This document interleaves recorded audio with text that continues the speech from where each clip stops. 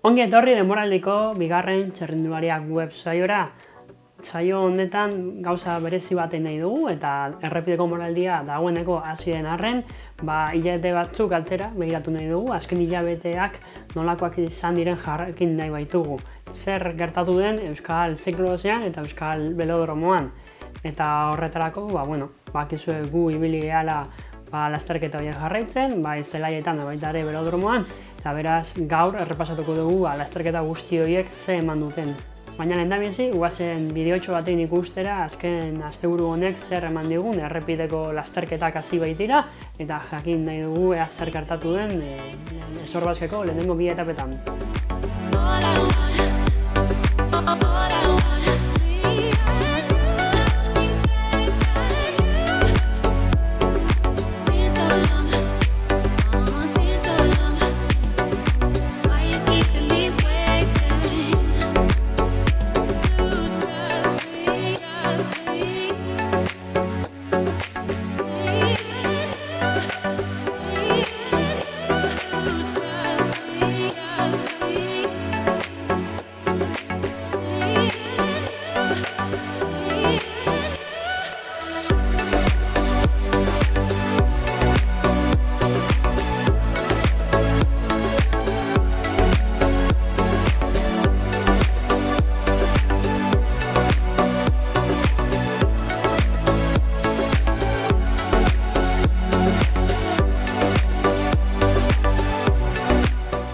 Eta orain guazen errepasatzera Euskal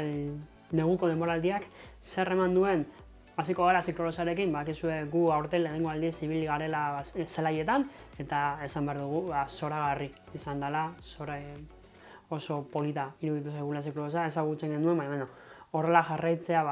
berezia izan da eta seguru errepikatuko dugula. Protagonistetan badago neska bat argi eta garbi izan dela urteko protagonistena, segia lasterketa guztiak irabazi ditu, Euskadi mailakoak ia guztiak esan bezala, eta nazioarteko lasterketetan Euskal Herrian jokatu dianak, batzutan paper ona egin du. Hori Paula Suarez da, Laboral Kutxa taldeko txirrindularia abendura arte, orain urtarrilan Oreka Cycling taldearekin dabilena,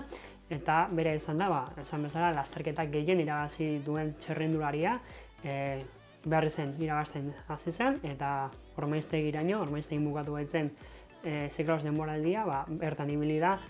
irabazten lasterketa guztiak. Eta gizonezkoetan ez dugu protagonista argirik, baina badugula protagonista multzo bat, errepideko txirrindulariak dira. Aurten batez ere ikuskizunik handiena eta protagonismo handiena izan dutenak hainbat lasterketetan, egia da batzutan ez dela egon, eta lasterketa horietan beste txirrindulari batzuk izan dutela protagonismoa, euskaldunak ez direnak, baina orokorrean lasterketa nagusietan gutxienez nazioarteko txirrindulari gabe, horiek izan dira protagonista handienak, tartean Gorka Izagirre, Jon Izagirre, Euskal Herriko txapelduna izan zala, baita ere Igor Arrieta, Jonathan Lastra, Peio Goikoetxea, Gari Bravo ere, bere erritiroa Ziklosean hartu duela, multzo hori nabarmendu nahi denuen, ze oso garrantzitsua izan da euren papera egin dutena. Egia da gero, haietaz gain, beste hainbat txirrindulari ibili direla lehian, tartean mitiko bat, Aitor Hernandez, ia badirudi bere azkeneko urtea izango zela elite mailan lehiatzen, horri bilida eta lasterketa batzuk irabazi ditu, bere gazteak egon dira, Euskal Herriko txapelketan ikusi genuen bezala, nola Iñaki Guaresti eta Diego Ruiz de Arkaute horri bili ziren, garaipenetik urrun ze Igor Arrieta egun horretan, bere lehenengo eguna zen oso indartsu ibili zen, bi gazte horiek ere maila oso ona eman dute urtean zehar. Baina onartu behar dugu, maila igo danean eta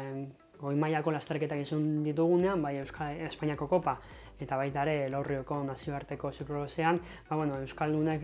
paper gutxi izan dute. Egia da, abadinon C2 mailako lasterketa bat zala, eta bertan Gorka Izagirrek lortu zuela garaipena, baina bestela Euskaldunek paper nabari gutxi izan dute goi mailako lasterketetan.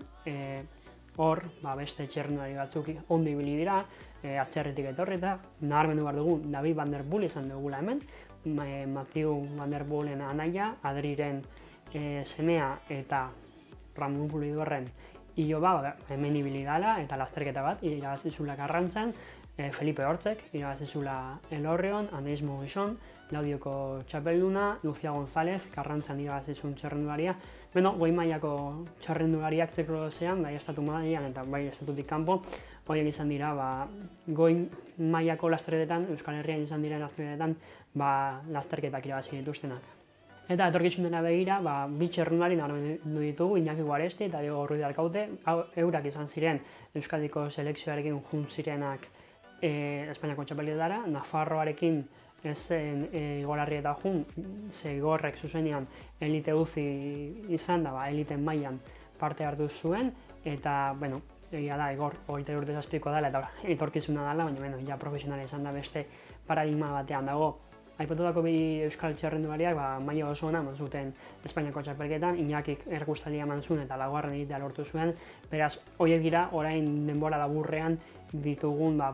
txerrendulari nabarmenak ziklodosean datorren urteetarako. Eta juniorretan, eta hori aipatu gabe ezin genuen bukatu zail hau, nabarmendu behar dugu maila oso ona izan dela eta bi txerrendulari bereziki Maria Modenez eta Gorka Gorrez oso ondo ibili direla, munduko kopak ere lehiatu dituzte eta egia da, batez ere Maria Modenez oso ondo ibili dela eta gutxigatik ez dela munduko txapelketetara jun aurten Espainiako selekzioak jarri dituen baldintzak ezinezkoak ziren lortzea, nahiz eta lan oso nahi duten, baina hala ere oso hurbili egon dira eta badago etorkizuna bi txerrendulari hauekin ziklodoseako eta baita ere beste hainbat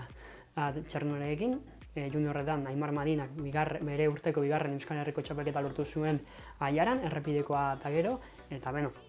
goi mailako txerrendulari ditugu, ikusi beharko da euren apostua, hori askotan ikusten dela, euren apostua ziklodosean baita ere, edo errepidea bakarrik dan, eta ziklodosean, denbora pasa bat negurako. Eta pistan, iazko paroia eta gero, ze badakizue iaz ezala pistako txapelketarik egon, ez da ziklodoseko lasterketarik egon Euskal Herrian, baina aurten berreskuratu ditugu bi modalitateak neguan zehar, eta pistan Gipuzkoako Txirrindularitza Federazioak eta Donostia Aldea Bizikletan klubak Gipuzkoako pista saria mitikoa berreskuratu dute. Hasi ziren kadete eta juniorren lasterketak antolatzen, neska eta mutilentzat, eta neguan zehar elite open mailako lasterketak egitu zitzaion programari. Benetan pozgarria zen txapelketa hau bueltatzea, baina are gehiago open mailako entzatzen, open mailakoek denbora desente zeramaten lasterketak izan gabe pistan, pista txapelketa honetan, duela 3-4 urte euren lasterketa bertan bera geratu zen eta ezen berreskuratu partaidetza eskaziangatik, baina aurten ere saiatu ziren antolatzen eta lortu dute, eta egia zen goi mailako txerrendulari altzeko izan dira, eta artean zen Mikel Azparren Euskal Teleko txerrendularia egon da, baita ere Unai Iribar, afizionatu taldetako txerrendulari asko, eta ez da jardunaldi guztietan lortu eurak parte hartzea, baina saiatu dira gutxienez aurrera ateratzen eta lasterketa batzuk, eta benetan politak izan diren lasterketa batzuk aurrera atera dira. Baina antolatzaileek normala den bezala lehentasuna junior eta kadeten lasterketei eman diete, eta benetan txapelketa polita antolatu dutela,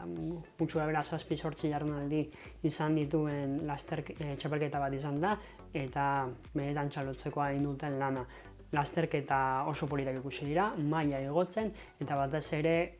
programa osoa eta jardunaldi guztiak formazioera, ikastera bideratuta zeuden, eta hori une guztietan ikasten zen, bai antolakuntzaren aldetik, talden aldetikan, eta baita ere epaimahaiaren aldetikan nola saiatu diren txerrendulariei irakasten, eta ez bakarrik lehiatzea, baizik eta txerrendulari onak izatea kirol mailan, eta pista, askotan pista oso zaila dela ulertzeko, pista ondo ezagutzen, pistako modalitate hau. Beraz, espero dugu, pista sari hau urteetan jarraitza berri ere, pandemiaren utxunera eta gero berriz ere txapelketa hau ere berreskuratzea, eta pixkanaka badirudi antolatzaileek indarrak dituztela pixkanaka aurrera joateko, baita ere saiakera inbar dute aurten bertan uzi mailako proba bat antolatzeko anoetan, hori garrantzitsua litzateke, duela urte asko Euskadiko 6 orduak galduta daudela, egia da 4 ordu batzuk egon zirela, baina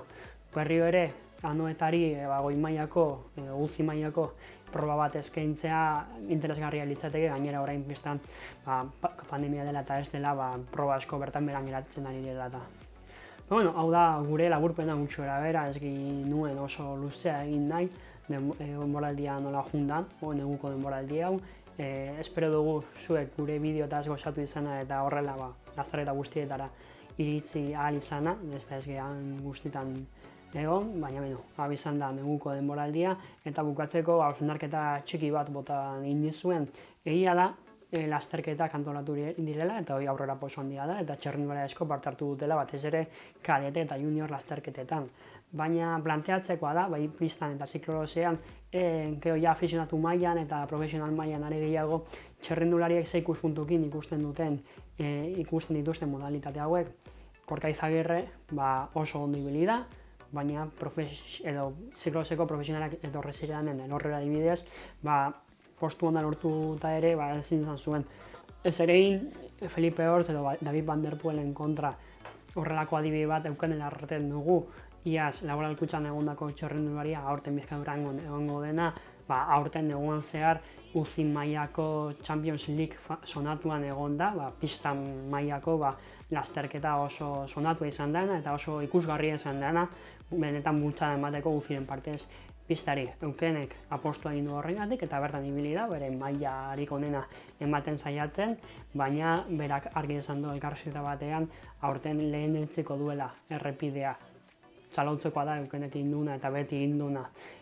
pistarekin, saiatzen dalako beti bere onena ematen, baina horrek erakusten du bai, nola beti txirrindulari batzuk profesionaletara iristeko asmoa dutenean eta profesionala izan da diret bere soldata txirrindularitza izatea beti errepidera jo behar dutenen. Eta horregatik baloratu behar dugu nahi dugun edo lortu dezakegun txirrindulari hauek profesionalak izan ahal izatea modalitate hauetan destakatuta eta ez errepidera jo behar izatea profesionalak izateko. Beraz, ikusi beharko da ea noraino iritsi daiteken berriro ere goi mailako txirrindulariak izateko bi modalitan egon ziren bezala, Leiro Laberria, Asier Maeztu, Javier Ruiz Larrinaga, Aitor Hernández bere garaien, benetan txirrindulari handiak izan zirela, eta zezanik ez duela urte pilo nola Euskal Herria ziklosean maila oso honean zegoen, eta hemen munduko txapelketa asko antolatzen ziren, eta munduko txapeldunak ere egon ziren, beraz, baloratu beharko dugu ea horretara bueltatu behar garen zer egin behar dugun bi modalitate hauekin, ze egia da maila handia egon beti bideratuta dago dana errepidera eta pixkat bi horietaz ahazten gara pixkat. Hau izan da guztia, espero dugu disfrutatu izan aurtengo bigarren saio hau eta hurrengo astean ikusiko dugu elkar eta baita ere noski beti bezala errepidetan ikusiko dugu elkar. Eskerrik asko eta ondo segi!